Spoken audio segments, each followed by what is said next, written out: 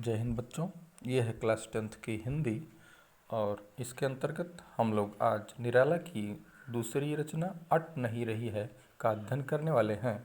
इसके पहले हम लोगों ने उत्साह नामक कविता का अध्ययन किया हुआ था, तो उसमें उन्होंने बादल के बारे में वर्णन किया हुआ था और इस अट नहीं रही है कविता में फागुन माह की सुंदरता का वर्णन किया गया है। निराला की ये रचना फागुन माह की सुंदरता पर आधारित है। तो आइए देखते हैं। अट नहीं रही है। आभा फागुन की तन सट नहीं रही है। कहीं सांस लेते हो घर घर भर देते हो, उड़ने को नभ में तुम पर पर कर देते हो। आँख हटाता हूँ तो हट नहीं रही है। पत्तों से लदी डाल कहीं हरी कहीं लाल, कहीं पड़ी है उर में मंद गंध पुष्पमाल। पाठ पाठ शोभा श्री पट नहीं रही है। तो आइए इसके भावार्थ को समझा जाए। इसमें निराला जी ने प्रकृति के उपादानों का वर्णन किया हुआ है, यानी कि जैसे फागुन मास आता है, फाल्गुन मास का जैसे आगमन होता है, प्रकृति बहुत ही ज़्यादा सुंदर हो जाती है, प्रकृति की सुंदरता बढ़ जाती है। वसंत ऋतु आने पर प्रकृति बहुत ही सुरम्य सुंदर लगने लगती है, बहुत ही मनमोहक लगने लगती है। उसी का वर्णन किया गया है कि प्रकृति की सुंदरता इतनी ज़्यादा बढ़ जाती है इस फागुन के महीने में कि वह अट नहीं रही। अट नहीं रही मतलब समा नहीं रही है। जो हमारी ज्ञानेंद्रियाँ होती हैं, उन ज्ञानेंद्रियों के माध्यम से वह सुंदरता, वह शोभा समा नहीं पा रही, अर्थात सुंदरता अधिक हो गई है और इंद्रियां कम पड़ जा रही हैं। इसका ही तात्पर्य है। अट नहीं रही है मतलब समा नहीं रही है। अट नहीं रही है आभा फागुन की तन सट नहीं रही है। जो फागुन की आभा है, आभा का मतलब चमक या सुंदरता, जो सुंदरता है फागुन मास की सुंदरता, वह समा नहीं रही है। सट नहीं रही मतलब भी समा नहीं रही हो। हमारे ज्ञानेंद्रियों के माध्यम से, इंद्रियों के माध्यम से हमारे शरीर तक समा नहीं पा रही, अर्थात वह सुंदरता अत्यधिक है, इतनी ज़्यादा अत्यधिक मात्रा में है कि वह समा नहीं रही है। कहीं सांस लेते हो घर घर भर देते हो, उड़ने को नभ में तुम पर पर कर देते हो। कवि कहते हैं कि जहाँ जहाँ कहीं भी सांस ली जाती है, बड़ी ही सुगंधित वातावरण वहाँ पर हुआ करता है। बसंत ऋतु में, फाल्गुन के महीने में वातावरण इतना ज़्यादा सुगंधित हो जाता है कि जहाँ जहाँ श्वास ली जाती है वहाँ वहाँ सुगंधित वातावरण होता है। घर घर भर देते हो, अर्थात हर जगह पर घर घर में सुगंधित वातावरण हो जाया करता है। उड़ने को नभ में तुम पर पर कर देते हो।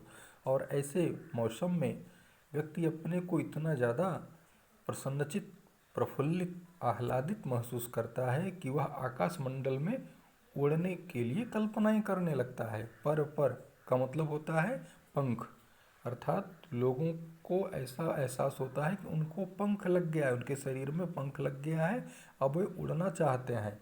सुंदरता इतनी होती है, आकाशमंडल इतना स्वच्छ, साफ और सुंदर दिखाई पड़ने लगता है कि व्यक्ति उड़नशील अवस्था में अपने को एहसास करने लगता है। उड़ने को नभ में तुम पर कर देते हो। प्रकृति में उपादानों की अधिकता इतनी हो जाती है, सुंदरता की अधिकता, मनमोहकता इतनी ज़्यादा अधिक हो जाती है कि व्यक्ति उड़ने के लिए अपने आप को विवश पाता है, अर्थात वह उड़ने के लिए कल्पनाएं करने लगता है। आँख हटाता हूँ तो हट नहीं रही। ऐसे सुंदरता भरे उपादानों से अगर वो चाहता है कि वो अपने आँखें हटाए तो वह भी विवश है। आँख हटाने से भी वह आँखें हट नहीं रही हैं, अर्थात वह सुंदर दृश्य आँखें देखना चाह रही हैं। पत्तों से लदी डाल कहीं हरी कहीं लाल, और जो वृक्ष की डालियां हैं पत्तों से पूर्णतया लदी हुई हैं, हरे हरे पत्तों से डालियां लदी हुई हैं। नई नई डालियां, नए नए पत्ते आती हैं, नई नई कोपलें आ जाती हैं वसंत ऋतु में, फागुन के महीने में। उसी बात को बताया गया है। कहीं हरी कहीं लाल, और ये पत्तियां कहीं कहीं पर हरे रंग की होती हैं और कुछ पत्तियां लाल होती हैं। आप लोगों ने देखा होगा जब स्टार्टिंग में पत्तियां निकलती हैं वृक्षों से तो क्या होती हैं, रेड कलर की, लाल रंग की होती है, किसलई रंग जिसको बोला जाता है। तो कहीं ये पत्तियां हरे रंग की हैं और कहीं कहीं ये पत्तियां लाल रंग की दिखलाई पड़ रही हैं। इस प्रकार से हरे और लाल रंग की पत्तियों के माध्यम से पूरे वृक्ष की डालियां ढकी हुई हैं। कहीं पड़ी है उर में मंदगंध पुष्पमाल। ऐसा देखने से प्रतीत होता है कि मानो वृक्षों के वक्षस्थल पर सुगंधित पुष्पों की माला ही धारण करा दी गई है।